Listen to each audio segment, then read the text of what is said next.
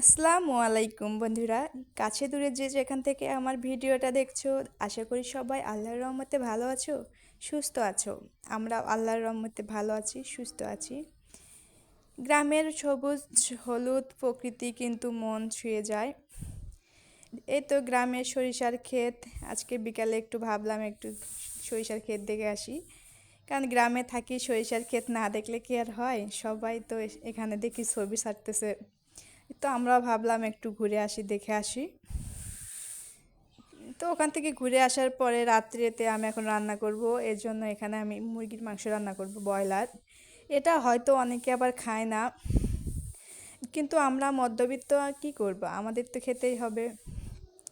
কারণ বাজারে জিনিসপত্রের যে দাম, তো সবই খেতে হয়। আর যেগুলো হারাম সেগুলো তো খায় না, হালাল যেসব খাবার সবই আল্লাহর রহমতে খায়। তো এখানে আমি মুরগির মাংসটাকে ভেজে রান্না করব। এভাবে রান্না করলে কিন্তু অনেক মজাই লাগে, কারণ এভাবে ভেজে রান্না করলে কিন্তু মজাই লাগে। আর আমার ভিডিওতে যদি ভালো লাগে অবশ্যই আমার চ্যানেলটাকে সাবস্ক্রাইব করবেন, আর লাইক কমেন্ট শেয়ার করবেন, কারণ আপনার সুন্দর কমেন্টে কিন্তু আমি আর একটা নতুন ভিডিও করার উৎসাহ পাই। আর এই যে মুরগির মাংসটাকে ভেজে নিয়ে এর ভিতরে আমি একটু আলু দিয়ে ভেজে নেব, কারণ বাচ্চা আছে, তারা আলু পছন্দ করে, সেজন্য আমি এখানে আলু দিতেছি। আর অল্প মাংসের ভিতর আলু দিলে কিন্তু একটু বেশি হয়। এভাবেই কিন্তু মেয়েদের হিসাব করে সংসার চলতে হয়, কারণ মেয়েরা যদি সংসারে হিসাবই না হয় তাহলে কিন্তু সংসারে আয় উন্নত করা সম্ভব না। কারণ একটা পুরুষ বা একটা ছেলে যতই ইনকাম করুক না কেন, তার স্ত্রী যদি ভালোভাবে সেটাকে গুছিয়ে না রাখতে পারে তাহলে কিন্তু তার সংসারে মানে যে কোনো আয় উন্নত হয় না। তো আমরা মেয়েরা আমাদেরকে তো গুছিয়ে করতে হবে, আর হিসাব করে চলতে হবে। হয়তো এক সময় বেশি আছে তখন হয়তো একটু বেশি খেলাম, যখন কম ছিল থাকবে তখন কমই খেতে হবে, মানিয়ে নিতে হবে। আর এখানে আমি পেস্টটা ভেজে নিয়ে এখানে আমি বাগার দিয়ে নেবো। তো মাংসে যে মশলা দিতে হয়, আদা রসুন বাটা, হলুদের গুঁড়া, মরিচের গুঁড়া, ধনিয়া গুঁড়া, গরম মশলা গুঁড়া, সব মশলা দিয়ে এর ভিতরে আমি এখন মাংসটাকে ছেড়ে কষিয়ে নেব।